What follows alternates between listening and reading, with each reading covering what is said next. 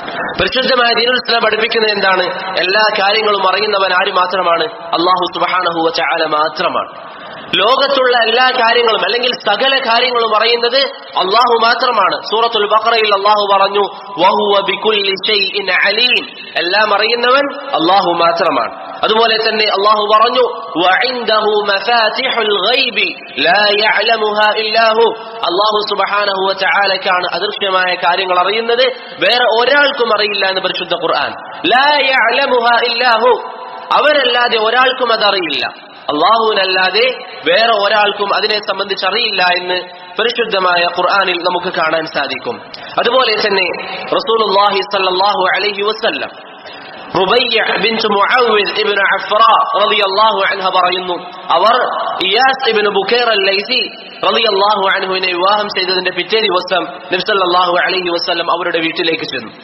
ഈ സമയത്ത് പ്രവാചകനെ പുകഴ്ത്തിക്കൊണ്ട് അവർ പാട്ടുപാടി. അതിലെന്ത് പറഞ്ഞു?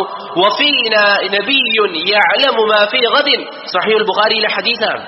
വഫീനാ നബിയ്യുൻ, നമ്മുടെ കൂട്ടത്തിൽ ഒരു പ്രവാചകനുണ്ട്, യഅലമു മാ ഫീ ഗദിൻ, നാളെ നടക്കുന്ന കാര്യങ്ങൾ അദ്ദേഹത്തിന് അറിയാമെന്ന് പറഞ്ഞപ്പോൾ നബി സല്ലല്ലാഹു അലൈഹി വസല്ലം പറഞ്ഞു, അങ്ങനെ നിങ്ങൾ പറയാൻ പാടില്ല.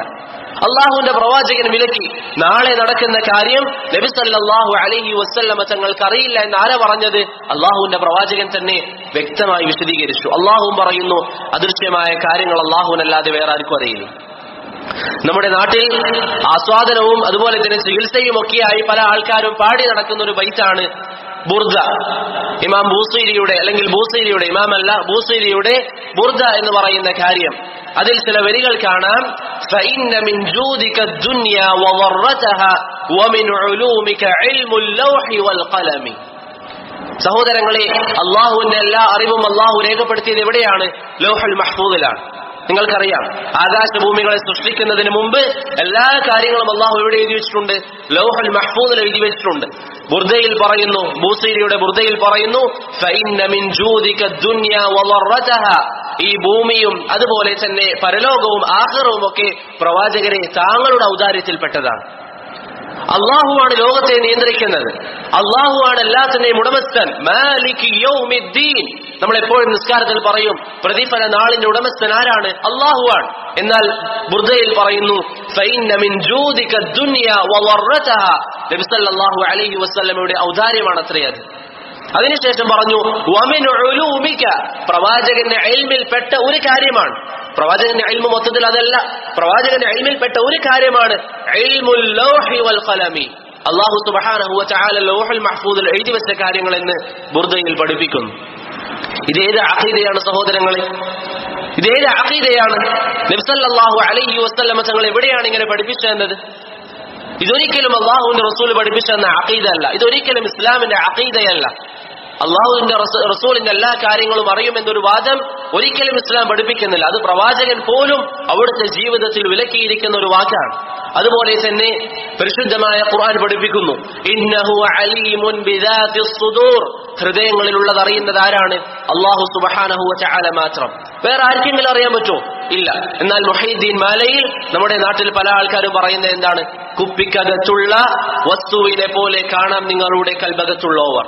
മുഹീദ്ദീൻ ഷേഖ് ബാക്കിയുള്ള ആൾക്കാരുടെ മനസ്സിലുള്ളത് അറിയുമെന്ന് മുഹീദ്ദീൻ മാലയിൽ പാടുന്നു. ഇതാരാണ് നമുക്ക് പഠിപ്പിച്ചു തന്നത്?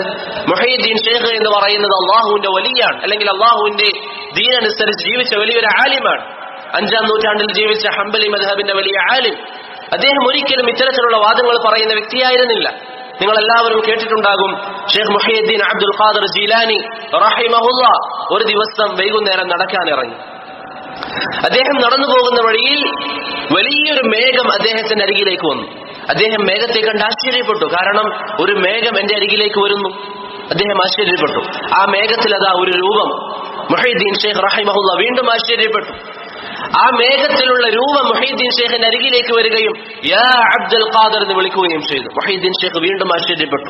മേഘം, അതിലൊരു രൂപം എന്റെ അരികിൽ വന്ന് എന്റെ പേര് വിളിക്കുന്നു. അദ്ദേഹം വീണ്ടും ആശ്ചര്യപ്പെട്ടു. അതിനുശേഷം ആ മേഘം മുഹീദ്ദീൻ ഷെയ്ഖിനോട് സംസാരിച്ചു. ഇന്നി ഹല്ലൽതു ലക മാ ഹറംതു അലാ ഉമ്മത്തി മുഹമ്മദ്, ഈ ഉമ്മത്തിന് നിഷിദ്ധമാക്കപ്പെട്ട എല്ലാ കാര്യങ്ങളും താങ്കൾക്ക് ഇന്നു മുതൽ ഹലാലാണ് എന്ന് പറഞ്ഞു. മുഹൈദ്ദീൻ ഷെയ്ഖ് റഹിമഹുല്ലാ അദ്ദേഹത്തിന് ഉമനീരൊക്കെ വായിൽ ഒരുമിച്ച് കൂട്ടിയതിനു ശേഷം കാർക്കിച്ചു തുപ്പി എന്നിട്ട് പറഞ്ഞു, എന്നെ തൊട്ട് വിട്ടുപോകണം, നീ ഇബ്ലീസ് ആണെന്ന് എനിക്ക് ഉറപ്പുണ്ട്. ഈ സമയത്ത് ആ മേഘം മുഹൈദ്ദീൻ ഷെയ്ഖിനോട് ചോദിച്ചു, 70ഓളം ആൾക്കാരുടെ അരികിൽ, 70ഓളം ഇബാദത്ത് ചെയ്യുന്ന ആൾക്കാരുടെ അരികിൽ പോയി ഞാൻ പറഞ്ഞു ഈ വാദം, നിങ്ങൾക്ക് ഇനി മുതൽ ഹലാലാണ് എന്ന് വാദം, താങ്കൾക്ക് മാത്രം എങ്ങനെ മനസ്സിലായി ഞാൻ ശൈത്വാനാണ് എന്ന്, ഞാൻ ഇബ്ലീസ് ആണ് എന്ന്? മുഹൈദ്ദീൻ ഷെയ്ഖ് റഹ്മത്തുള്ളാഹി അലൈഹി പറഞ്ഞു, ഇന്നല്ലാഹ ലാ യുഹല്ലിലു അലാ മുഹയ്യിദ്ദീൻ മാ ഹറമഹു അലാ മുഹമ്മദ്. മുഹമ്മദ് നബി സല്ലല്ലാഹു അലൈഹി വസല്ലമ തങ്ങൾക്ക് അല്ലാഹു നിഷിദ്ധമാക്കിയ ഒരു കാര്യം അബ്ദുൽ ഖാദിർ ജീലാനി എന്ന് പറയുന്ന അല്ലാഹുവിന്റെ അടിമക്ക് ഒരിക്കലും അല്ലാഹു സുബ്ഹാനഹു വ തആല ഹലാലാക്കുകയില്ല. അല്ലാഹുവിന്റെ റസൂലിന് ഹറാമായത് ഈ ഉമ്മത്തിന് ഹറാമാണ്, അല്ലാഹുവിന്റെ റസൂലിന് ഹലാലായതാണ് ഈ ഉമ്മത്തിന് ഹലാൽ. അതല്ലാതെ പ്രവാചകന് വിലക്കിയിരിക്കുന്ന കാര്യം ഒരിക്കലും മുഹൈദ്ദീൻ ഷെയ്ഖിനോട് ചെയ്തു എന്ന് അല്ലാഹു പറയുകയില്ല എന്ന് പറഞ്ഞുകൊണ്ട് മുഹൈദ്ദീൻ ഷെയ്ഖ് റഹ്മത്തുള്ളാഹി അലൈഹി കാർക്കിച്ചു തുപ്പി. ഇത്രയും സൂക്ഷ്മത ജീവിതത്തിൽ പുലർത്തിയിരിക്കുന്ന ആ പണ്ഡിതൻ അദ്ദേഹത്തെ സംബന്ധിച്ച് പിൽക്കാലഘട്ടത്ത് ഹിജറ 400 അല്ലെങ്കിൽ 500 ശേഷം ഉണ്ടാക്കിയത് എന്താണ്? അദ്ദേഹം മനസ്സിലുള്ള കാര്യങ്ങൾ അറിയുമത്രേ. സഹോദരങ്ങളെ, ഇത് എത്രമാത്രം വിശ്വാസത്തിൽ വന്നിരിക്കുന്ന പിഴവാണ്. അതുകൊണ്ട് നമ്മുടെ സഹോദരങ്ങൾ ആരെങ്കിലും ഇത്തരത്തിലുള്ള കള്ളക്കഥകൾ വിശ്വസിക്കുന്നുണ്ടെങ്കിൽ അവർക്ക് നല്ല രീതിയിൽ സൗമ്യമായ വിഷയങ്ങൾ നമ്മൾ പറഞ്ഞു കൊടുക്കുക.